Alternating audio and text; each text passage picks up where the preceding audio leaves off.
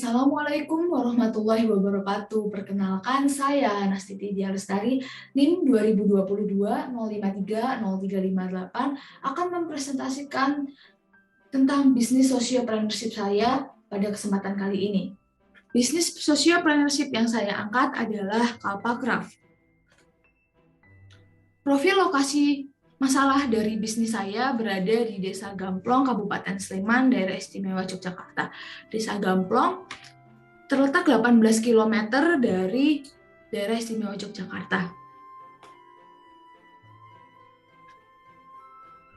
Berasal dari pabrik minyak goreng kelapa perdana yang menyebabkan limbah-limbah yang akan saya presentasikan profil masyarakat terdampaknya. Yang pertama, data pada tahun 2010 menyatakan Provinsi Daerah Istimewa Yogyakarta menghasilkan 5.675,41 ton produksi kelapa per tahun. Kabupaten Sleman menghasilkan 816,40 ton produksi kelapa per tahun.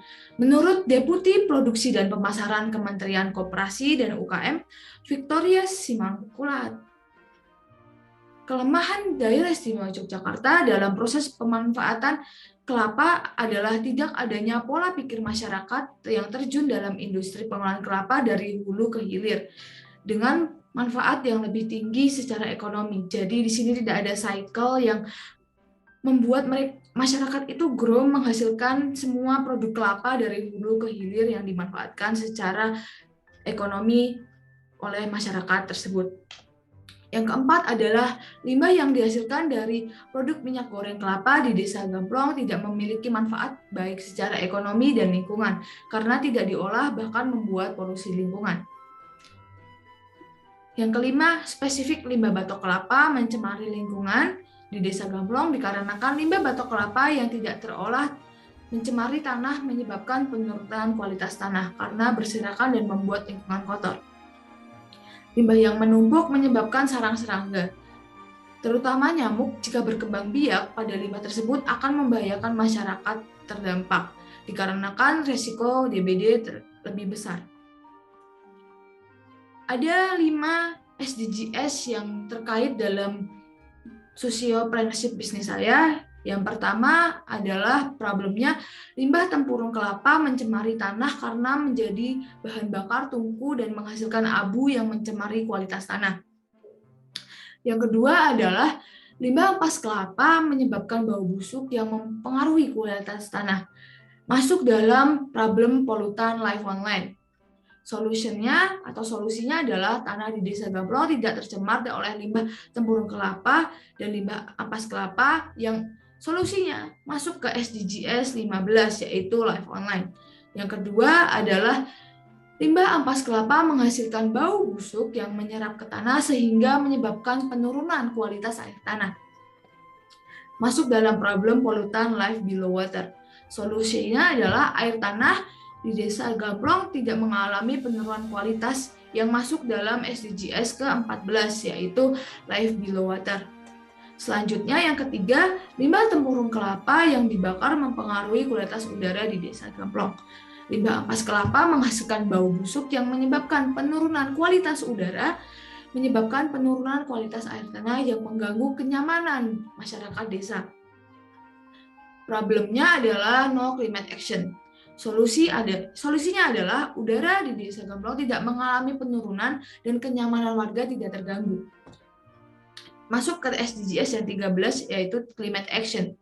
Yang keempat adalah limbah tempurung kelapa tidak diolah dengan baik sehingga menghasilkan limbah lainnya. Limbah ampas kelapa tidak dapat diolah kembali oleh masyarakat.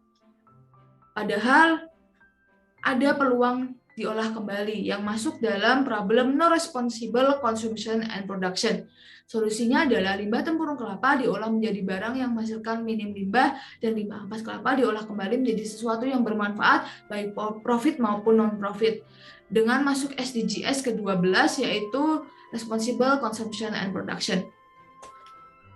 Yang kelima yang terakhir adalah tumpukan limbah tempurung kelapa menjadi sarang serangga seperti nyamuk sehingga adanya kemungkinan menjadi sarang nyamuk Aedes aegypti penyebab penyakit DBD. Masuk ke dalam problem bad people health dengan solusi pengolahan limbah tempurung kelapa menyebabkan penurunan risiko penyebaran penyakit DBD yang masuk SDGs ketiga yaitu good health and well-being.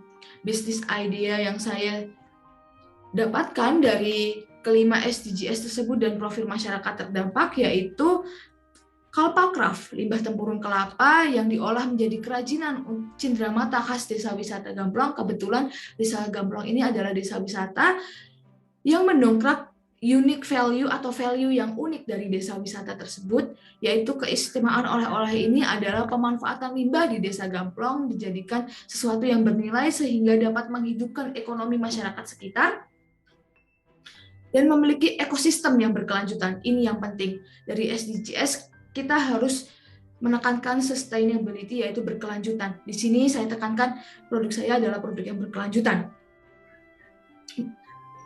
Yang sistemnya adalah dari masyarakat Desa Gamplong dan manfaatnya, profitnya yang dihasilkan dari craft, hasil-hasil oleh-oleh dari yang dijual kepada pengunjung Desa Wisata Gamplong, itu manfaatnya kembali ke masyarakat Desa Gamplong tersebut. Jadi masyarakat selain bisa berkelanjutan dan bisa mandiri secara ekonomi mereka. Oke, branding dalam socio-preneurship bisnis saya yaitu bernama Kalpa Craft dengan slogan koleksi kerajinan 100% dari limbah kelapa dengan statement setiap kerajinan yang Anda beli Anda telah mengurangi limbah kelapa di Desa Gamplong. Di sini saya mencoba untuk menjelaskan makna dari logo yang saya buat dalam produk Kalpa Craft ini. Ada 2 batok kelapa yang itu merupakan kelapa tua yang berwarna coklat karena kami memiliki bahan batok kelapa dari kelapa tua, dan ada 2 mangkok batok kelapa yaitu produk yang dihasilkan dari Kalpa Craft. Jadi di dalam logo ini selain terdapat nama dan slogan dari Kalpa Craft, ada 2 hal penting yaitu bahan dan produk jadinya yang sudah direpresentasikan dalam logo ini, serta made in mananya sudah ada di dalam logo ini. Jadi secara gamblang logo ini telah merepresentasikan apa produk yang dibuat dari bahan hingga hasil produk tersebut. Hasil produk tersebut seperti mangkok, teko, lampu hias, dan banyak lagi lainnya. Baik, sekian dari saya. Terima kasih. Matur nuwun. Wassalamualaikum warahmatullahi wabarakatuh.